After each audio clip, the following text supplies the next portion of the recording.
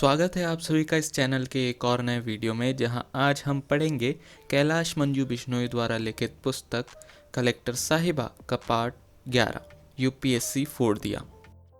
मेरे 4 साल का यूपीएससी का सूखा, उसका दुख, उसका रुदन, उसके छुपाए आंसू एक ही पीडीएफ में और एक ही चीख के साथ बाहर आ गए।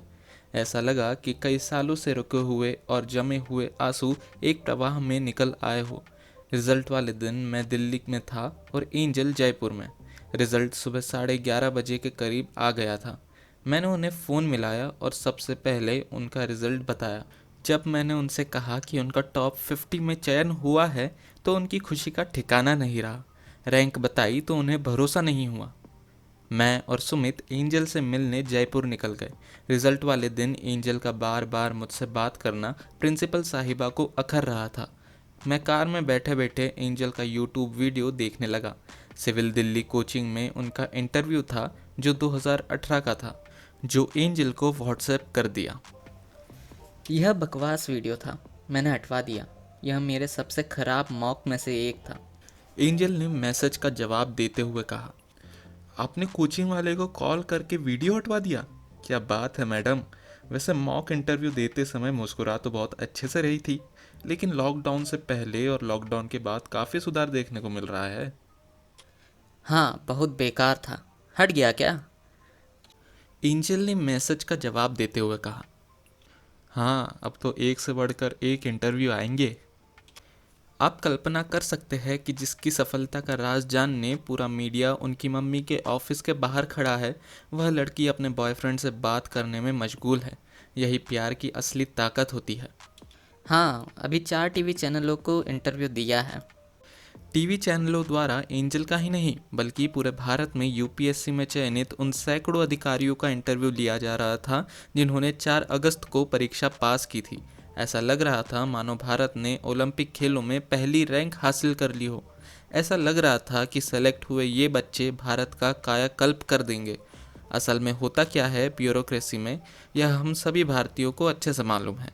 टीवी चैनलों द्वारा यूपीएससी टॉपर्स का महिमा मंडन किया जाने से खफा एक सीनियर पत्रकार ने अपनी फेसबुक वॉल पर बहुत अच्छी पोस्ट लिखी, जो कुछ इस प्रकार है।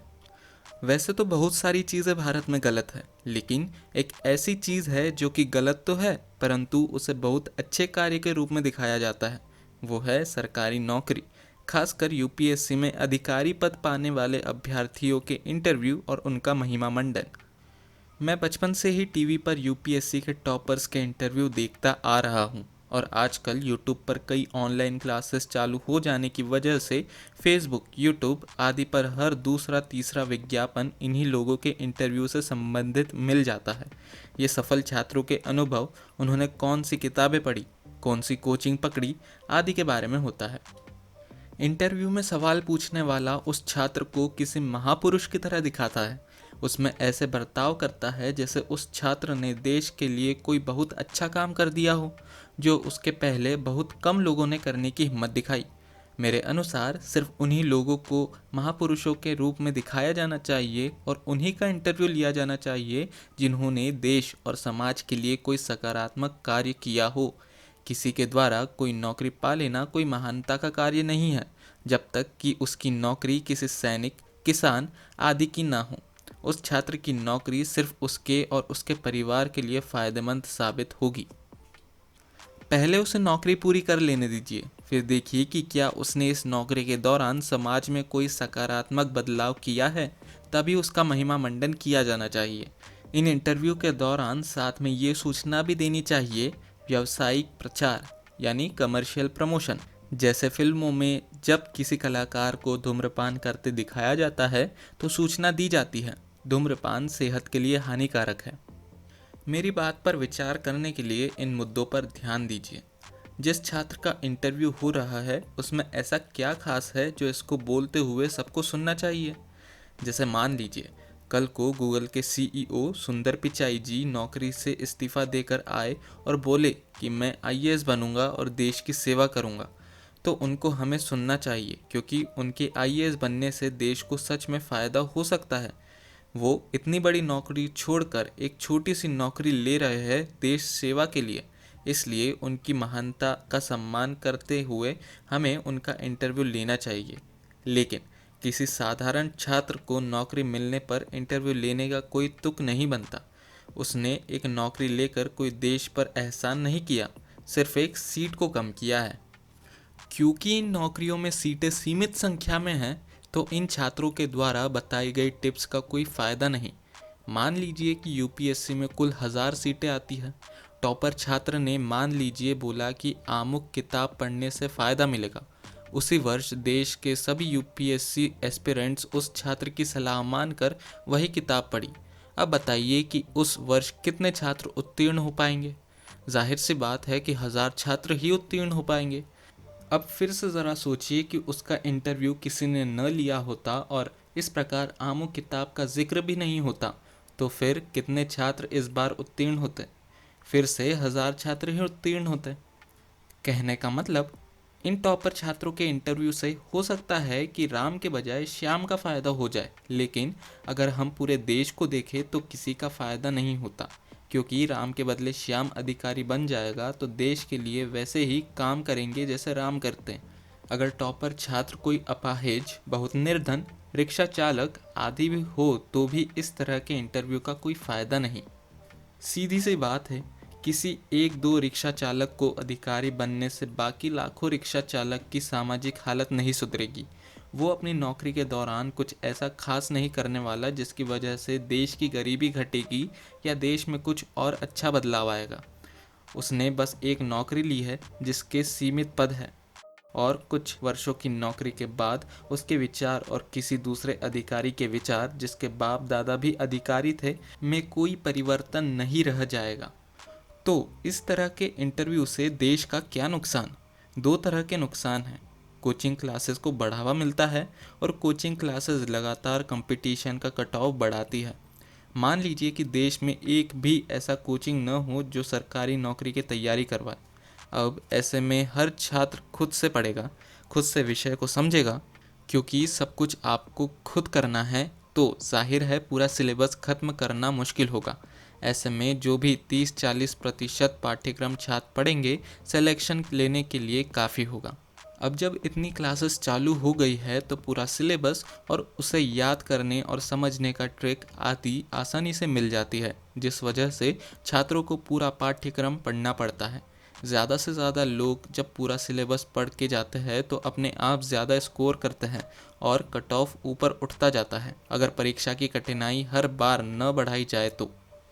इससे नुकसान ये होता है कि जो नौकरी आपको 1 वर्ष की तैयारी में मिल सकती थी, उसके लिए आपको 3-4 साल देने पड़ेंगे। ये इंटरव्यू पहले से नौकरी कर रहे छात्रों को भी बड़ी नौकरी के लिए तैयार करने को प्रोत्साहित करके देश की अर्थव्यवस्था को नुकसान पहुंचाते हैं। कुछ को नौकरी मिल जाती है, लेकिन 99% को पैसा, समय बर्बाद करने के बाद भी कुछ नहीं मिलता। अब ऐसे लोग जो पहले से ही नौकरी कर रहे हैं, अगर वो अपने काम में ही मन लगाते तो और आगे बढ़ सकते थे। लेकिन इन इंटरव्यू के ज़रिए ऐसा माहौल बनाया जाता है कि अगर आप बुद्धिमान हैं तो आपको सरकारी अधिकारी बनने के लिए ज़रूर प्रयत्न करना चाहिए। ऐसा लगता है कि भारत को बस आईएएस, आईपीएस की ज़रूरत है, इंजीनियर, डॉक्टर, व्यापारियों, उद्योगपतियों आदि की नहीं, क्योंकि हमारे यहाँ पहले से एप्पल, माइक्रोसॉफ्ट, बोइंग जैसी कंपनियाँ मौजूद हैं। 21वीं शताब्दी में जब भारत विश्व स्तरीय स्वदेशी इलेक्ट्रॉनिक उत्पाद बनाने के लिए तरस रहा है, तब युवाओं को प्रोत्साहित किया जा रहा है कि वे सरकारी अधिकारी बने। ये हमारे देश का दुर्भाग्य है कि हमारे देश में एक पंखे में लगने वाली चिप भी निर्मित नहीं होती और चीन से मांगनी पड़ती है, और ये फैक्टर फिर से कट ऑफ को बढ़ा देता है, क्योंकि जो पहले से नौकरी में है वो थोड़े ज़्यादा होशियार होते हैं। इससे बेरोज़गार छात्रों के लिए और मुश्किल बढ़ जाती है। संक्षेप में, ये साक्षात्कार परीक्षा को लोकप्रिय बनाकर अपने कोचिंग क्लासों की ब्रांडिंग के लिए छात्रों, नौकरी पेशी लोगों को सरकारी नौकरी की तैयारी में लगाने के लिए प्रेरित करते हैं। किसी भी तरह से ये कक्षाएं और साक्षात्कार समाज और छात्रों की मदद नहीं करते, उल्टे नुकसान ही करते हैं। अभिषेक जी ने एक दूसरा नज़रिया पेश करते हुए अपने फेसबुक वॉल पर लिखा, प्रशासनिक सेवा की परीक्षा का नशा। आज संघ लोक सेवा आयोग प्रशासनिक परीक्षा का परिणाम आने के साथ ही मंच, माला, माइक, कैमरे सज चुके थे। टॉपर्स के घर टीवी चैनलों की छापेमारी शुरू हो चुकी है उनकी सफलता का राज जानने के लिए। वो भी अपने घर के सादे से ड्राइंग रूम में इंटरव्यू देते हुए कंसिस्टेंसी और fundamentals, time management, concepts making, concentration जैसे भारी भरकम शब्दों पर ध्यान देने को सफलता का मूल बता रहे थे। और हाँ, फैमिली को बड़ा सा थैंक यू कह रहे थे सपोर्ट के लिए। अगले दिन कोचिंग वालों के इश्तिहार अपने परिणाम के वैभव दिखाते हुए सभी अखबारों और पत्रिकाओं में भरे पड़े होंगे। फेसबुक, यूट्यूब, इंस्टाग्राम जैसे सोशल मीडिया पर टॉपर्स के नए पेज प्रोफाइल्स का सृजन होगा और ज्ञान की गंगा बहने लगेगी। फिर से शुरू होगा देश भर में इनसे प्रेरणा लेकर फटाफट एनसीईआरटी की किताबें खरीदने का दौर। आत्मविश्वास के उबाल आएंगे, कुछ कर गुजरने के जज्बे जोर मारेंगे। फिर बहुतेरे बालक बालिकाएं दिल्ली, जयपुर की तरफ कूच करेंगे, जिनमें लड़के सबसे पहले दाढ़ी बाल न कटवाने का, फेशियल वैक्स न करवाने का प्रण लेंगे। मुखर्जी नगर व राजेंद्र नगर अब जोश से लबरेज हो जाएंगे। इश्कबाजी और फेसबुक, इंस्टाग्राम, सोशल मीडिया से ज़रा परहेज। फिर 2-3 साल की जी तोड़ मेहनत के बाद कुछ का लिस्ट में नाम आएगा और कुछ घटी हुई एनर्जी और बढ़ी हुई फ्रस्ट्रेशन के साथ अपनी बुकिंग जारी रखेंगे। सिविल सर्विसेज की रगड़म पेलिस में आपकी बढ़ी हुई बेतरतीब दाढ़ी ही आपकी सिंसियरिटी का परिचायक होती है। फ्रस्ट्रेशन, उम्र और दाढ़ी तीनों बढ़ती जाती है। फिर पीछे से कोई 3-4 साल वाला जूनियर बालक बालिका पहले ही अटेम्प्ट में ठीक ठाक रैंक पेल देता है। तब फ्रस्ट्रेशन का इंडेक्स एक अंक और ऊपर खिसक जाता है।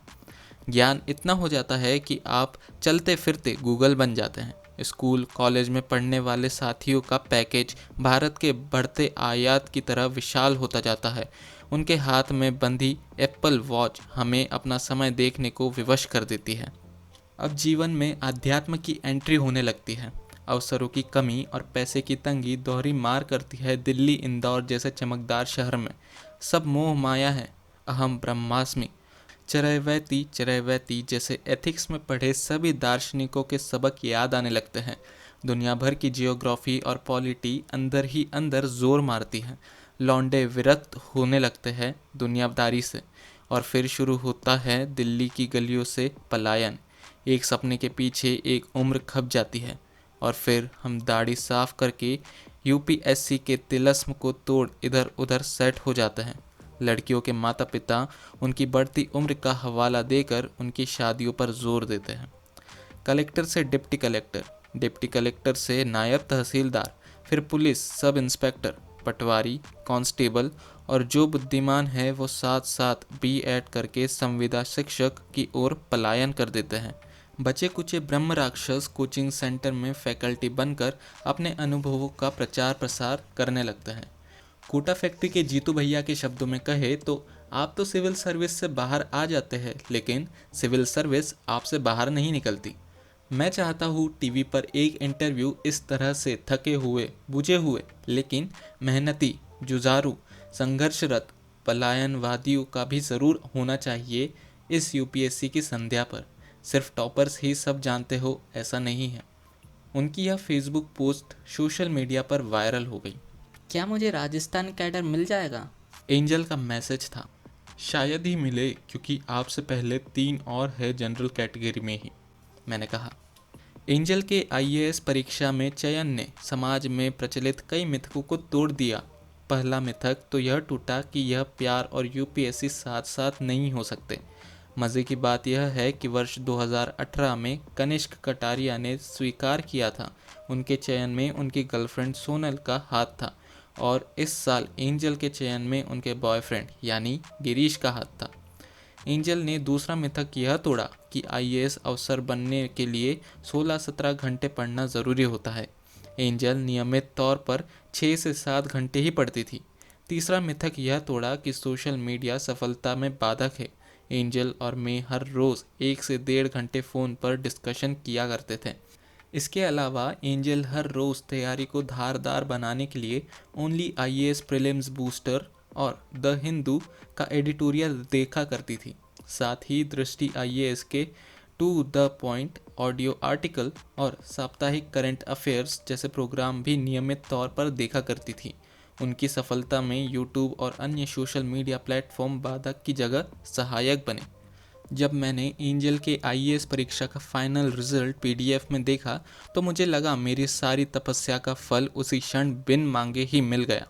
मैं इतना खुश था कि मैं यूपीएससी के हर गंभीर अभ्यर्थी को चीख चीख कर कहना चाहता था, यूपीएससी असंभव नहीं है। मैं कहना चाहता था कि लगे रहो तो यूपीएससी तो फतह किया जा सकता है। सपना तुम्हारा है तो जान भी तुम्हें ही जोखनी पड़ेगी।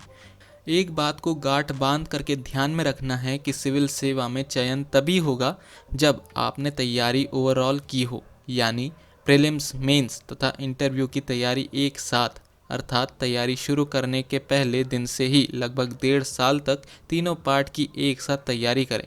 फिर जब प्रीलिम्स एग्ज़ाम को 3 महीने रह जाए तब केवल प्रीलिम्स की तैयारी होनी चाहिए। सिविल सेवा परीक्षा में न तो केवल तथ्यों से काम चल सकता है, न ही केवल कॉन्सेप्ट से। आपको ज़रूरी तथ्यों तथा कॉन्सेप्ट्स दोनों पर अच्छी पकड़ बनानी चाहिए।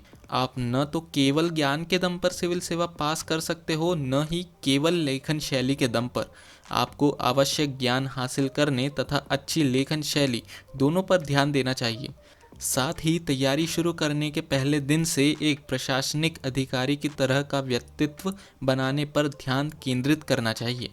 आज का टाइम ही ऐसा है कि अधिकतर युवा आपको आसपास के माहौल से शिकायत करते हुए तथा व्यवस्था को कोसते हुए मिल जाएंगे, लेकिन दृढ़ इच्छा शक्ति तथा कठोर श्रम साधना वाले कुछ युवा ऐसे भी होंगे जो न गरीबी, न असुविधा और न ही तमाम कठिनाइयों की एक बार भी शिकायत किए एक दिन इतने काबिल हो जाएंगे कि भविष्य में उन्हें मैनेजमेंट की किताबों में जीवन प्रबंधन के रूप में तथा इतिहास की किताबों में उन्हें युग पुरुष के रूप में पढ़ाया जाएगा। दोस्तों, जीवन के किसी भी फील्ड में कामयाब होना है तो एक दिन में सुबह उठने से लेकर सोने तक के जो 17 घंटे आपको मिलते हैं उसमें आप जो भी कार्य करते हो उसमें आपका 110% दो। दोस्तों, अपना कर्म कुछ इस तरह करो कि जब भगवान दुनिया में सबसे अच्छे से कर्म करने वाले 0.1% लोगों की रैंकिंग जारी करे, उनमें आपका नाम ज़रूर हो। अगर आपने सबसे अच्छे से कर्म करने वाले 0.1% लोगों की सूची में जगह बना ली तो आपके दुनिया में सबसे सफल 0.1% लोगों में से एक होने की मैं गारंटी देता हूँ। मैं यह सब उन गंभीर अभ्यर्थियों के लिए कहना चाहता हूँ क्योंकि इन सारी बातों ने एंजल को कठिन परिस्थितियों में बहुत मदद की थी और आज वह भारत की सबसे कठिन परीक्षा में टॉप 50 में चयनित होने में कामयाब हो गई थी। सिलेक्शन होने के बाद जब उन्हें ग्रामवासियों द्वारा सम्मानित किया गया तो उन्होंने अपने उद्बोधन में कुछ सफलता के सूत्र बताए थे जो यूपीएससी में ही नहीं, जीवन के किसी भी क्षेत्र में सफल होने के लिए शानदार थे। पहला सफलता का सूत्र उन्होंने यह बताया कि एक सवाल हर रोज़ खुद से कीजिए कि क्या मैं मेरा काम सबसे बढ़िया तरीके से कर रहा हूँ या कर रही हूँ।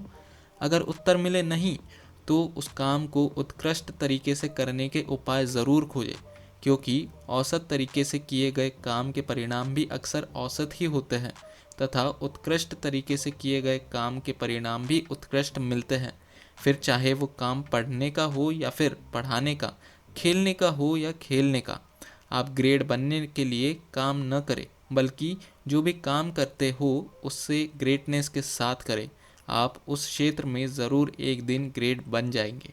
दूसरी बात यह कि जिस संकल्प को ठाना हो, अगर बस उसी को पाना हो तो अच्छी रणनीति बनाओ, उस पर अमल करो। मंजिल की राह में विकल्प बहुत मिलेंगे, पर विकल्पों में भटक कर संकल्प को आंखों से ओझल नहीं होने देना है। यदि आप अपने लिए संकल्प के अलावा कुछ भी स्वीकार करने से इनकार करते हैं तो आप एक दिन अपने संकल्प को ज़रूर पा लेंगे। तीसरी बात यह कि अगर आप बड़ी मंजिल पाना चाहते हो तो एक नियम अपनी दिनचर्या में ज़रूर शामिल करना चाहिए। वो है 20/80 का नियम। इस नियम के तहत आप अपनी दिनचर्या के समय से उस 20% भाग का पता लगाओ जो आपके लिए प्राइम टाइम हो। इस समय में आप अपने प्राथमिकताओं वाले 20% कार्यों को हर हाल में निपटा लें। मज़े की बात यह है कि यह 20% महत्वपूर्ण समय तथा कार्य आपकी सफलता में 80% रोल प्ले करेगा। चौथी बात, कामयाब होने वाले छात्र भीड़ पर नहीं, लक्ष्य पर निगाह रखते हैं, इसलिए उन्हें भीड़ नहीं मंजिल दिखाई देती है। इसलिए वो हजारों हजार की भीड़ को चीर कर भी सफलता की शिखर पर पहुंच जाते हैं। पांचवी बात, अधिकतर लोग वही राह चुनते हैं जिसमें कम से कम मेहनत करनी पड़े और ज़्यादा अनुशासन के फेरे में न उलझना पड़े। यानी वे शरीर को अधिकतर समय आरामदायक स्थिति में तथा मस्तिष्क को अधिकतर समय अर्ध सुप्तावस्था में ही रखना चाहते हैं, ताकि कुछ नया न करना पड़े, कुछ नया न सोचना पड़े और न ही परिस्थितियों से दो दो हाथ करने पड़े। वही कुछ लोग कठोर मेहनत वाली, कुछ नया और बड़ा करने वाली कठिन राह चुनते हैं तथा मंजिल मिलने तक हिम्मत नहीं हारते, चैन से नहीं बैठते तथा कर्म, अनुशासन तथा लगन के त्रिकोण की लय नहीं खोते हैं। सफलता के सूत्र के रूप में छठवीं बात एंजल ने यह बताई कि किसी भी व्यक्ति के व्यक्तित्व विकास और जीवन में संगति बहुत अहमियत रखती है। इंसान की जैसी संगति होती है वैसी ही उसका जीवन बन जाता है। इंसान के गुण दोष संगति पर निर्भर करते हैं, यानी संगति मानवीय गुणों को व्यापक तौर पर प्रभावित करती है। संगत की वजह से अक्सर व्यक्ति के चाल ढाल, रहन सहन, खान पान, बात करने का सलीका, चरित्र आदि में परिवर्तन आ जाता है। कविवर रहीम का एक दोहा है, कदली सीप भुजंग मुख स्वाति एक गुण तीन, जैसी संगति बैठिए तै सोई फल दीन। यहाँ दोहे का भावार्थ यह है कि संगति का असर हर चेतन वस्तु के ऊपर पड़ता है। कहा जाता है कि इंसान योगियों के साथ योगी और भोगियों के साथ भोगी बन जाता है। मनुष्य का आचरण स्वभाव उसकी संगति से ही निश्चित होता है। बाल्यावस्था और किशोरावस्था में जो व्यक्ति जिसके साथ रहता है, उसके जीवन पर उसका व्यापक असर उसके व्यक्तित्व में देखने को मिलता है। जीवन में उन्नति की सीढ़ी सत्संगति है। अच्छी संगति एक प्राण वायु है जिसके संसर्ग मात्र से व्यक्ति सदाचार का पालक बन जाता है और विनम्र, परोपकारी, ज्ञानवान एवं दयावान बन जाता है। यही नहीं, अच्छी संगति में इतना ओज होता है कि वह बुराइयों का नशा करने की क्षमता रखता है। यहाँ सत्संगति का अभिप्राय सच्चरित्र व्यक्तियों के संपर्क में रहना, उनसे संबंध बनाना है। संगति से ही व्यक्ति को संस्कार प्राप्त होते हैं। यदि कोई इंसान खुद में सुधार चाहता है पर उसकी संगति यदि बुरे विचारों वाली यानी दुर्जनों की रही तो उसे अच्छे संस्कार प्राप्त नहीं हो पाएंगे। वही यदि संगति सज्जन लोगों से की होगी तो व्यक्ति के विचार शुभ होंगे और आत्मा शुद्धि के मार्ग की ओर बढ़ जाएगी। गुणीजन और अच्छे व्यक्ति साथ हो तो मानव सन्मार्ग की तरफ चलेगा। गलत आचरण वाले का साथ मिल गया तो मानव व्यसन व्यभिचार की ओर चल पड़ेगा। इसलिए हमें सज्जनों की संगति करनी चाहिए और दुर्जनों की संगति से बचना चाहिए। हम सभी को ऐसे मित्र रखने चाहिए जो हमें ऊंचाई से नीचे न गिराए बल्कि नीचे से ऊंचा उठाने में सहायक हो। बुरी संगति प्रतिभावान व्यक्ति को भी बेकार और असफल बना देती है। इसलिए हमें अपने दोस्त सोच समझकर और सावधानी से चुनने चाहिए। कुल मिलाकर हम सत्संगति यानी अच्छी संगति में रहकर अपने जीवन को अर्थपूर्ण और सफल बना सकते हैं। एंजल ने सफलता के सूत्र के रूप में एक बात और यह बताई कि जब भी निर्णय लेने में दुविधा हो तो अपने अंतर्मन की आवाज़ सुने। अंतःकरण, अंतरात्मा को मनुष्य में सही गलत, नीति अनीति, न्याय अन्याय, धर्म अधर्म, उचित अनुचित का अंतर करने वाला नैतिक बोध माना जाता है, जो कि मनुष्य के व्यवहार के लिए मार्गदर्शन का कार्य करता है। अंतःकरण की मदद से हम अपने नैतिक सिद्धांतों को गहनता से जानते हैं तथा उनके अनुरूप कार्य करने हेतु प्रेरित होते हैं। मनोविज्ञान के मुताबिक जब किसी मनुष्य का कोई कार्य, विचार और अभिव्यक्ति नैतिक मूल्यों के विपरीत परिणाम देती है तो अंतर्मन की आवाज़ उस व्यक्ति में ग्लानि और पश्चाताप की भावना को जन्म देती है। लेकिन जब हमारे कार्य नैतिक मूल्यों के अनुरूप परिणाम देते हैं तो इससे प्रसन्नता की भावना जन्म लेती है। प्राचीन ऋषिमुनियों का मानना रहा है कि अंतःकरण की आवाज़ हमारे अंदर से सदैव हमारा मार्गदर्शन करने के लिए आती रहती है, लेकिन हम में से अधिकांश लोग आधुनिक जिंदगी के कोलाहल में उस आवाज़ को सुन नहीं पाते। अपने अंतःकरण की आवाज़ को न सुनने वाला मनुष्य जीवन में सदैव अशांत और पथभ्रष्ट ही रहता है। कई बार यह देखा जाता है कि इंसान जब लोभ और लालच के कारण अपने क्षणिक भौतिक सुख के लिए अपनी अंतःकरण की आवाज़ नहीं सुनता तो वह बुरे आचरण में इतना लिप्त हो जाता है कि उसे शुभ और अशुभ का भान ही नहीं रहता।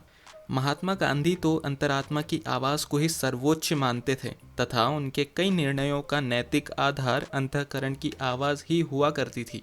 गांधी जी अंतरात्मा की आवाज़ सुनकर सत्य के साथ खड़े रहे, इसलिए उनके द्वारा किए गए अधिकांश प्रयोग सफल रहे। जीवन में हमेशा प्रसन्नता पूर्वक रहने का सरल सा तरीका यह है कि हम अपने अंतःकरण की आवाज़ सुने, क्योंकि हमारे अंदर से आने वाली आवाज़ प्रत्येक परिस्थिति में सदैव सही होती है। हम जब कभी भी गलत या बुरा आचरण कर रहे होते हैं तब कहीं न कहीं अपनी त्रुटि भूल से परिचित होते हैं।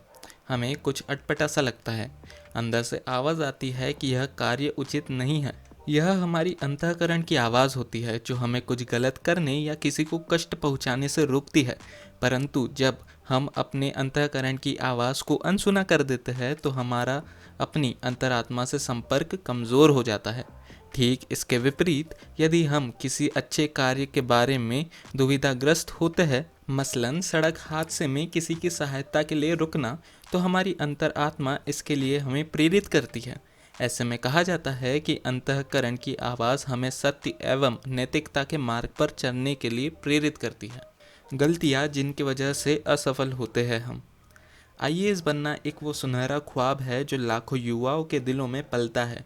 इसको पूरा करने के लिए हर एक अभ्यर्थी जी जान लगा देता है, लेकिन उनमें से कुछ ही सफल हो पाते हैं और बाकी लोगों के लिए ये मात्र एक ख्वाब ही रह जाता है। क्या सिर्फ कड़ी मेहनत करना हमें आईएएस बना सकता है? मेरा जवाब है नहीं। आईएएस बनने के लिए कड़ी मेहनत के साथ बहुत कुछ और भी चीज़ें हैं जिनका हमें ध्यान रखना चाहिए। कुछ वर्षों से कड़ी मेहनत और लगन के साथ तैयारी करने के बाद, जीवन की मिली जुली सफलता और असफलताओं के बाद, मैं आपके बीच अपने अनुभव शेयर कर रहा हूँ और उन गलतियों को आपके सामने रख रहा हूँ जो हमारी सफलता के आड़े आती है। इन गलतियों की वजह से या तो सफलता देर से मिलती है या कई बार समय निकल जाता है लेकिन सफलता नहीं मिल पाती। पहला, गलत शुरुआत। अक्सर जब हम तैयारी के क्षेत्र में आते हैं तो जोश इतना होता है कि बिना कुछ जाने और समझे बस जुट जाते हैं तैयारी में। लेकिन वो सिर्फ आपका जोश है और आपको इस जोश के साथ दृढ़ संकल्प, दृढ़ इच्छा शक्ति, अटूट विश्वास और साथ ही मानसिक रूप से हार को सहन करने की शक्ति की भी आवश्यकता होती है। आपका पहला कदम परीक्षा व सिलेबस के विषय में संपूर्ण जानकारी लेना होना चाहिए। दूसरा, गलत माध्यम का चयन। हिंदी भाषी या अन्य क्षेत्रीय भाषाओं से तैयारी करने वाले अभ्यर्थियों के मन में ऐसी धारणा बन चुकी है कि अगर सिलेक्शन होगा तो सिर्फ अंग्रेजी विषय से, इसलिए अंग्रेजी विषय का ही चयन करें।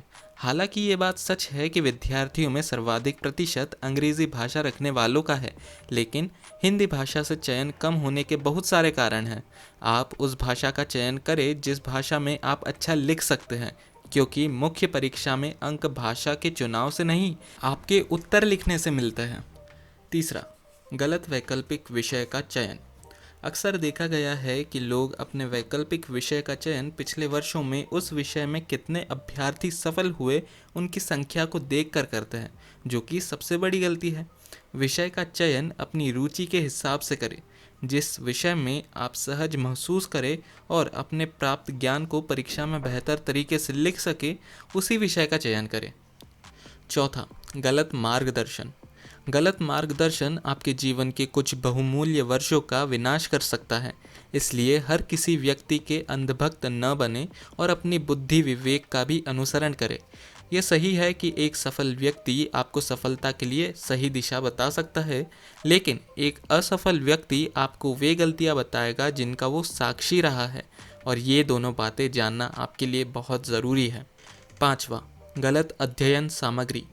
तैयारी में आते ही लोग इस मायाजाल में उलझ जाते हैं और 100% सफलता की गारंटी देने वाली किताबें, चमत्कारी नोट्स इत्यादि खरीदकर अपनी रैंक सजाने लग जाते हैं, जबकि आपको एनसीईआरटी, प्रत्येक विषय से 2-3 अपेक्षित किताबें, 2-3 मासिक पत्रिकाएं और पिछले वर्षों में हल किए गए प्रश्न पत्र होने चाहिए। परीक्षा के निकट आने पर टेस्ट सीरीज़ ज्वाइन करनी चाहिए या टेस्ट पेपर्स हल करने चाहिए। अगर परीक्षा पास करनी है तो नोट्स के पीछे की दीवानगी भूल जाइए। किन्हीं 1-2 कोचिंग के नोट्स तथा किसी अनुभवी अभ्यर्थी के ऐसे नोट्स जो यूपीएससी का पूरा सिलेबस कवर करते हैं और आपकी समझ में आ रहे हैं, काफ़ी है। छठा, गलत रणनीति। बहुत से लोग कोई भी रणनीति नहीं बनाते या फिर गलत रणनीति बना लेते हैं। अनेक अभ्यर्थी लोगों से पता करके या फिर इंटरनेट की सहायता से सभी अच्छे अच्छे लेखकों की किताबें ले लेते हैं और बस लग जाते हैं। ऐसा नहीं करना चाहिए। करना यह चाहिए कि सबसे पहले NCERT की वो सभी किताबें खरीद ले जो आवश्यक है और उन्हें कम से कम 2-3 बार पढ़ डालो। साथ में पिछले वर्षों के प्रश्न पत्र पर नज़र डालते रहें। जब आपका बेसिक मजबूत हो जाएगा फिर उठाए सब रेफरेंस किताबें। सातवां, पढ़ने का गलत तरीका। बहुत से मित्रों को देखा है जो बस दिन रात पढ़ने में लगे रहते हैं फिर भी किसी भी परीक्षा का प्रीलिम्स पेपर तक क्लियर नहीं कर पाते। हम कितने घंटे पढ़ रहे हैं ये मायने नहीं रखता, हम क्या पढ़ रहे हैं और कैसे पढ़ रहे हैं ये मायने रखता है। आप एक बार में 2 विषय उठाइए और दिन में जितने घंटे पढ़ते हैं उनको 2-2 घंटे के स्लॉट्स में बांटिए। जैसे यदि आप 8 घंटे पढ़ते हैं तो इसको 4 भागों में बांट लीजिए। फिर 2 घंटे का एक स्लॉट समय सामयिकी, न्यूज़पेपर, कंटेम्प्ररी इन न्यूज़ आदि को दीजिए और 2 घंटे का समय अपनी वैकल्पिक विषय को दीजिए। बाकी 2-2 घंटे के 2 स्लॉट जो 2 विषय आपको पढ़ने हैं उनको दीजिए और हर 2 घंटे की पढ़ाई के बाद दिमाग को थोड़ा आराम दीजिए। आठवां, निरंतरता की कमी। अक्सर जब हम जोश में होते हैं तो निरंतर 10-12 या अधिक घंटे पढ़ाई करते हैं, लेकिन उसके बाद बीच बीच में 10 या 15 दिन का गैप कर लेते हैं जो कि गलत है। आप अपनी एक दैनिक दिनचर्या बनाइए। जो लोग जॉब करने वाले हैं वो उस हिसाब से और जो सिर्फ तैयारी करने वाले हैं वो उस हिसाब से अपनी दिनचर्या बनाएं और दृढ़ता से उसका अनुसरण करें। 9, सोशल जीवन का त्याग। ये सही है कि यदि आपको अपना अधिकतम समय पढ़ाई को देना है तो सोशल जीवन से थोड़ा दूरी बना लेने में ही भलाई है, लेकिन मित्रों और परिवार से पूरी तरह से दूर मत होइए, क्योंकि जब अकेलापन महसूस होगा तो आप डिप्रेशन में चले जाएंगे और वो कहीं ज़्यादा खतरनाक स्थिति होगी। इसलिए पढ़ाई और समाज के बीच संतुलन बनाए रखिए। 10, अपने शौक, खुशियों और व्यक्तित्व का त्याग। ये सोचना गलत होगा कि हमें सफल होना है तो हमारी ज़िंदगी में मौज मस्ती की कोई जगह नहीं है, जबकि होना ये चाहिए कि आप थोड़ा घूमिए फिरिए, मनोरंजन कीजिए या फिर कोई खेल जो आपको पसंद हो वो खेलिए, गाना बजाना आदि सब कीजिए, लेकिन एक सीमा के अंदर रहकर। सप्ताह में 1 दिन या 2 सप्ताह में 1 दिन कुछ घंटे आप खुद की खुशियों को भी दीजिए। जब हमारा मन खुश रहता है और दिमाग शांत रहता है तो हमारे दिमाग की क्षमता का हम संपूर्ण इस्तेमाल कर सकते हैं। यही कारण है कि पढ़ाई के साथ मौज मस्ती और खुश रहने वाले लोग जल्दी सफल होते हैं।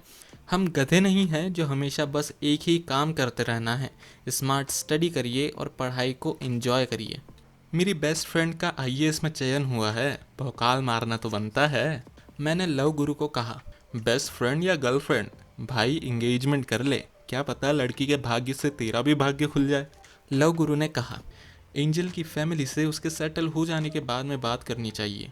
IAS ऑफिसर बनने के बाद एंजल का जीवन सार्वजनिक हो गया है और मैं भी UPSC की तैयारी में लगा हूँ।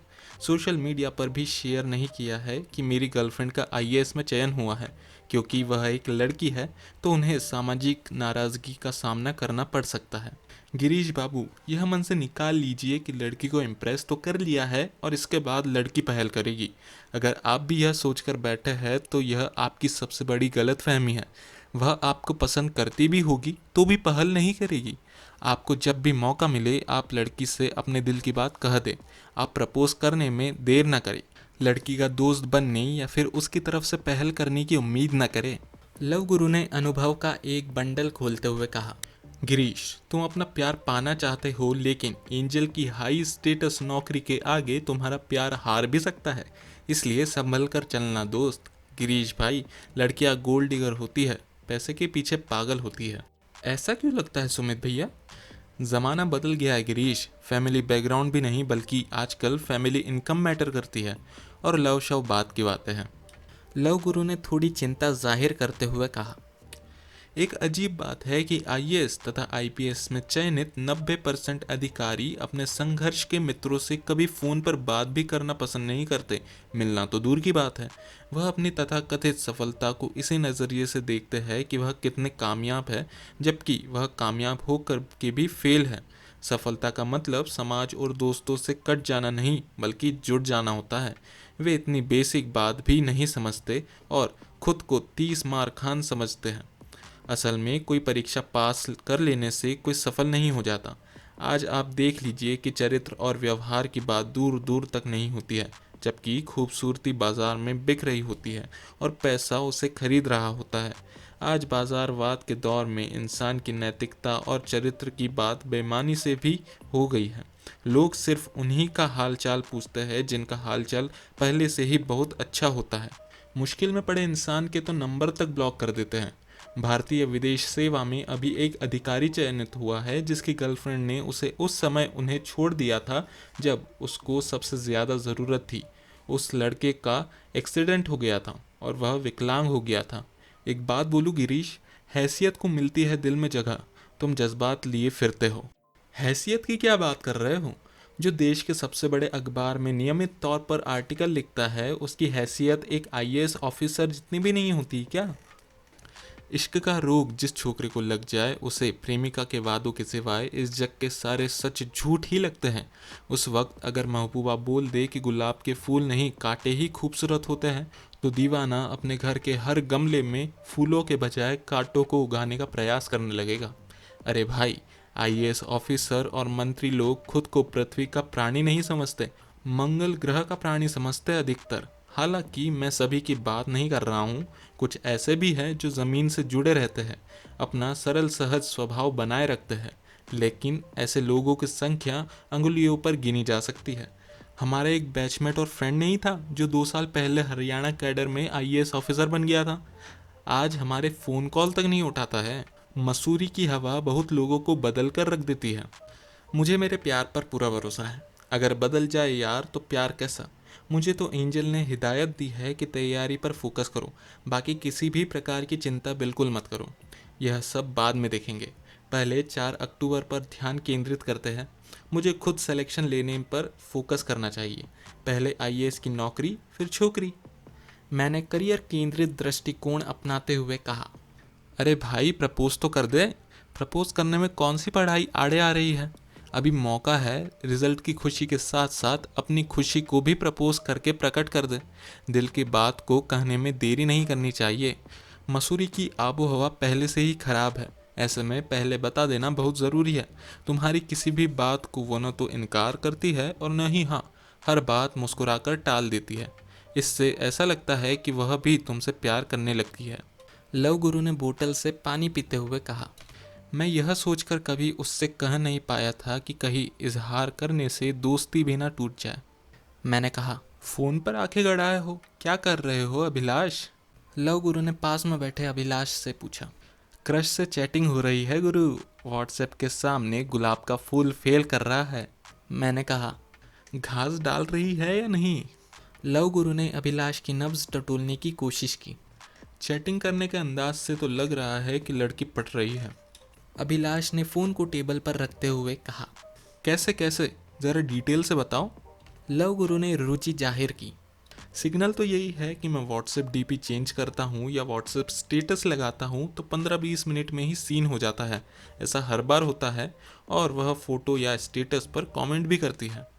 कई बार चैट विंडो में टाइपिंग लिखा हुआ आता है लेकिन मैसेज नहीं आता, ऐसा भी होता है क्या? लव गुरु ने पूछा। हाँ भैया। अभिलाष बाबू, नाम क्या है क्रश का जिसके लिए जिया बेकरार है? लव गुरु ने शायराना अंदाज पेश किया। नाम तो है प्रतीक्षा, लेकिन मैं उनकी पल भर भी प्रतीक्षा नहीं कर पा रहा। चलो दोस्तों, मुझे सीपी जाना है, चलता हूँ। मैंने बातों के क्रम को तोड़ते हुए कहा। ठीक है, फिर हम भी निकलते हैं। लव गुरु ने कहा। कुछ सप्ताह बाद अभिलाष जीटीबी नगर पहुंचकर मेट्रो गेट नंबर 4 पर बैठ गया और घंटे भर एक ही बात सोचता रहा। व्हाट्सएप से प्यार और व्हाट्सएप से ही ब्रेकअप, साथ निभाने की कस्में जो अब टूट भी गई। पहले हाय हेलो हाल चाल, अब टाटा बाय बाय। अजीब है ये वर्चुअल इश्क, अजीब है यह सोशल मीडिया का ट्रैप। कुछ देर और वही बैठे रहने के बाद अभिलाष फिर परमानंद कॉलोनी में लव गुरु के फ्लैट पर चला गया, जहां लव गुरु दैनिक जागरण की मसालेदार खबरों का अवलोकन कर रहा था। अभिलाष जी, कैसे हैं आप? बड़ा मूड खराब है लव गुरु भैया, मुझे तो प्रतीक्षा ने ब्लॉक कर दिया। इस वर्चुअल ज़माने में प्यार में ब्लॉक न हो तो फिर प्यार का क्या मज़ा। प्यार में ब्लॉक होकर अनब्लॉक होने वाले को ही ब्लॉकबस्टर कहते हैं। लव गुरु ने कहा। अभी आप सुन रहे थे कैलाश मंजू बिश्नोई द्वारा लिखित पुस्तक कलेक्टर साहिबा का पार्ट 11। आगे के पार्ट सुनने के लिए प्लीज़ इस चैनल को सब्सक्राइब करें ताकि मैं और ऐसे वीडियो बना सकूं और आगे के पार्ट्स ला सकूं। पिछले पार्ट सुनने के लिए आप डिस्क्रिप्शन सेक्शन में जा सकते हैं जहां पर सभी पार्ट्स के लिंक दिए हैं, साथ ही में प्लेलिस्ट का भी लिंक दिया है। धन्यवाद।